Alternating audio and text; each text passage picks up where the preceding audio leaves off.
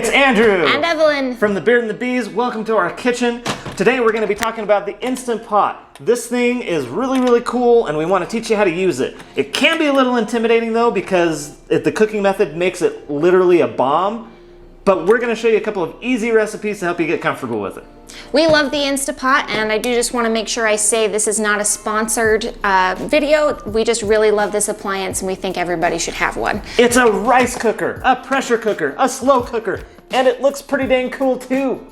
We're going to show you 4 of the easiest recipes we could think of to cook in the Instapot. This will help you get more comfortable with it and we'll leave you with some tasty food. First recipe, just white rice. This is the simplest thing we could come up with. It has 2 ingredients. Plus there's a button for it on the Instapot. Get our 2 cups of white rice. Oh, too much rice. Oh no. It's okay, it's volume, not weight, so we can be a little bit frisky with it. So the next step is we're gonna rinse the rice because this actually removes a bunch of starch from the outside of the rice, which helps make it fluffier and tastier. So if you look in here, you see how the water has gotten all cloudy. That means that it's cloudy because of all the starch that's coming out. Carefully pour it out. Carefully. Try not to dump your rice into the garbage disposal. I like to actually do this twice. Double rinsing action! Next step is for every cup of rice that you use, it's a 1-to-1 ratio with water. So you do 1 cup of rice, 1 cup of water. Since we have 2 cups of rice, we're doing 2 cups of water. And something I just thought of actually is you can actually use Instapots in dorm rooms because they're not fire, but don't tell anybody. Then we just take that, put it in there, and then we're gonna put our lid on. You can see on the top here, there's this little switchy thing. It has 2 positions. We've got venting and we've got sealing. We want it to be on sealing because we want to get the pressure built up. Also make sure it's plugged in. That's an important step. That is a very important step. So like we talked about earlier, and then it'll start in just a second. But it's not doing anything. Calm down, relax. There it is. Okay, so see how it says auto on here? That just means it's starting to build up pressure on the inside. Once it's finished with that, it'll have a timer for 12 minutes while it calms down. How do you know when it gets up to pressure? It'll beep. Now we wait. Hooray! We did it! Rice is done. Okay, so now that the rice is done, the Instapot will actually keep it warm and it'll keep a timer of how long it's been warm. But as soon as the beeping goes off, you can actually just reach up here, flip the vent to venting, and release all the pressure. As soon as that button drops, then you're ready to open the lid. And there's your beautifully cooked white rice. Fluff it up a little bit and then it's ready to eat. We are not gonna eat it right away because we're not that hungry, so we're just gonna put it in a container and throw it in the fridge. You can keep it in there for up to a week. One other little quick note, even though we've taken the rice completely out of the Instapot and it's no longer cooking anything, it's still in keep warm mode, so it's still counting up. So be sure to either hit the cancel button or unplug it before you're ready to walk away. All right, recipe number 2, we're gonna be looking at boiled eggs. For this one, you're gonna need an accessory that comes with your Instapot. This thing. The trivet? I guess. Anyway, I think it's a trivet. Stick that in the bottom of your Instapot and then fill it with just like a cup of water. It doesn't have to be exact. And then put your eggs on top of the trivet. You want to put your Instapot lid back on. And then there is an egg option. Do we do that? Yeah. Andrew always makes the eggs. Egg 5 minutes? Yep, it defaults to 5 minutes. Leave all the defaults on here and make sure your vent is set to seal, and away you go. The other important bit of this is that you're gonna wanna have a bowl of ice water ready. We just have this bowl full of ice cubes right now. This is so we can take the eggs immediately out of the Instapot when it's done and throw them in here so that it stops cooking as quickly as possible. Because overcooked eggs suck. They taste real gross and they smell extra bad. So this makes delicious eggs instead. And recording. Excellent. So, excellent. Shut up. You shut up. The Instapot is about to go off, and so we need some implements to take the very hot eggs out of the Instapot and into the ice water. Now, we like to use tongs. Hey, it's ready. Ah! So much pressure. So much pressure. So you can use tongue or you can use a spoon of some kind. Drop the vent thing. Oh. Happy New Year! Anyway, you want to get these out here pretty much as soon as it's done. Because like I said, we want to stop them from cooking almost immediately. Because right now the eggs are done. I think this also makes it easier to peel the eggs yes. afterwards. And then cancel on the Instapot. And now we wait for 5 minutes.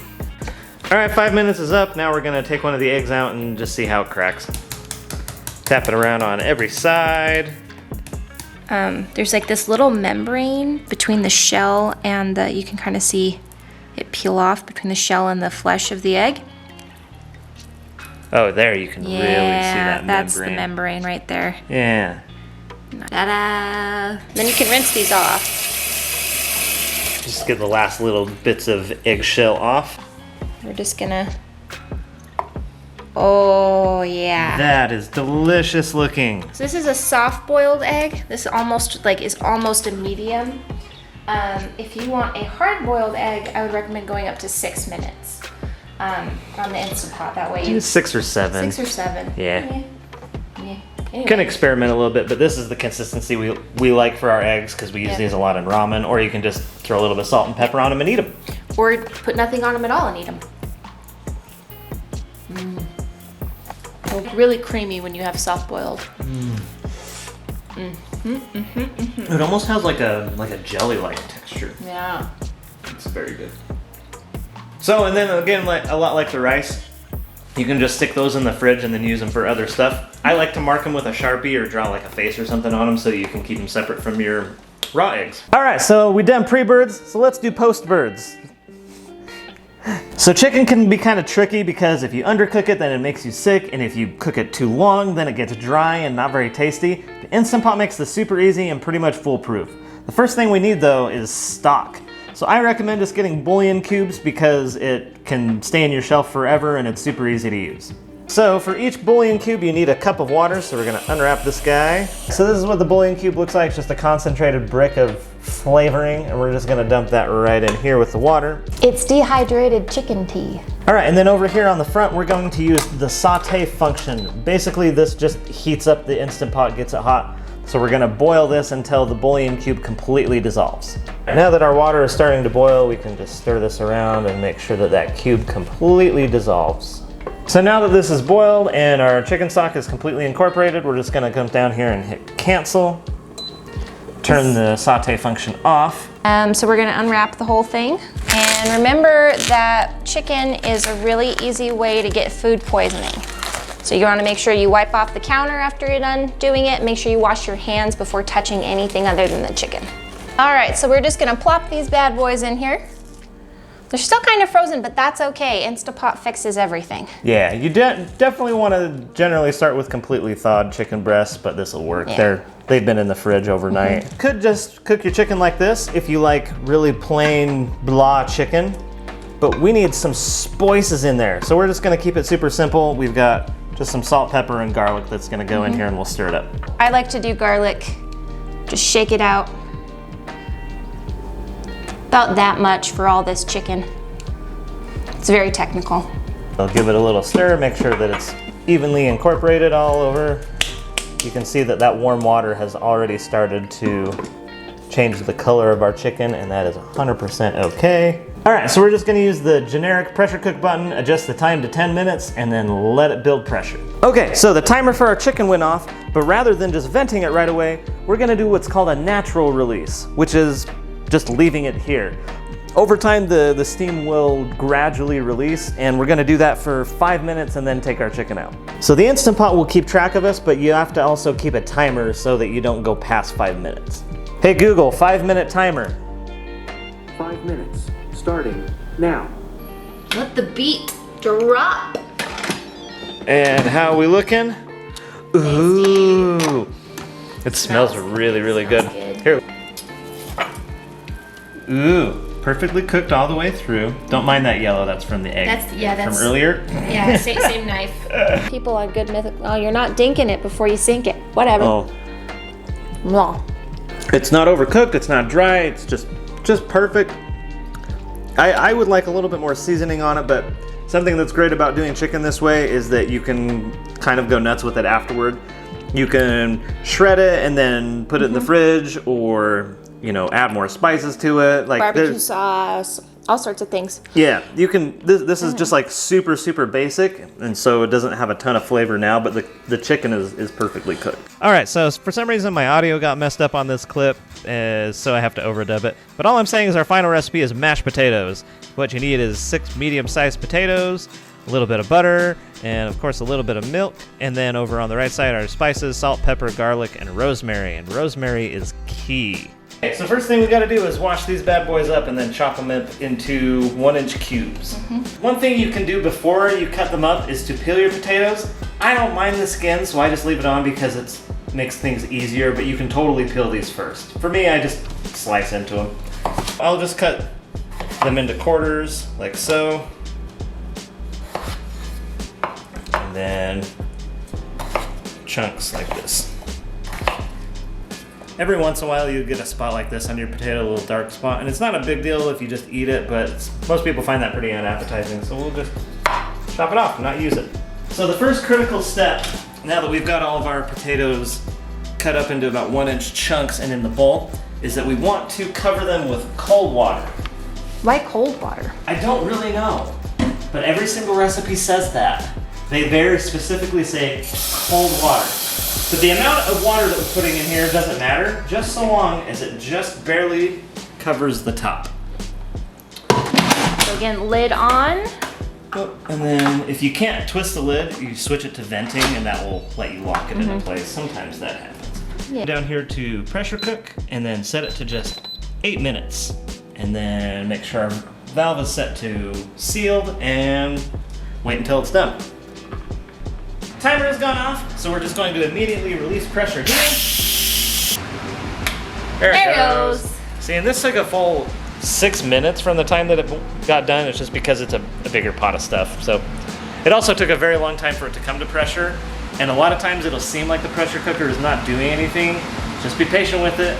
It'll go. Anyway, you ready for the big potato reveal? Let's do it. Oh, it's still like potatoes and water. It doesn't It looks even... the same except they're a different color. Anyway, I need pot holders to take this out because it will be very hot. I dump this out into here, get rid of all the excess water. And then I'm gonna take this, shake it around just a little bit, get all the extra water out of there, and then dump it right back in here. Because who wants to clean an extra bowl or whatever? The other thing we need to put in here is some butter and some milk, and that's what'll give us that creamy texture. I do about 2 tablespoons, but you can add more or less depending on what you feel is right. Never measure this, I just dump some in. And again, like, it's always better to pour less than you think you need because you can always pour a little more in later. You can take it out afterwards, so we'll just... You need a touch more milk in here. Not quite. Not quite as creamy as I want, so we're gonna put a little more in. And then I'm also going to dump in our spices. So again, I never measure any of this stuff, I just dump some in to taste. And that's the other thing, like when you have the, like with the other dishes that we've made today, you don't really have the option to taste things as you're going along. But with this, you absolutely do. So that's mashed potatoes done. We did it! So there you go, 4 super easy things that you can make to try and get comfortable using the Instapot. We did our rice, we did our eggs, we did our chicken, and our mashed potatoes. Let us know if you guys have any easy Instapot recipes you'd like to share. You can put that in the comments, that would be awesome. If this video helped you at all, give us a like and be sure to subscribe because we're going to be doing a lot more with our Instapot as well as other cooking videos. We are the Beard and the Bees, and we will see you on the next one. Bye! Bye.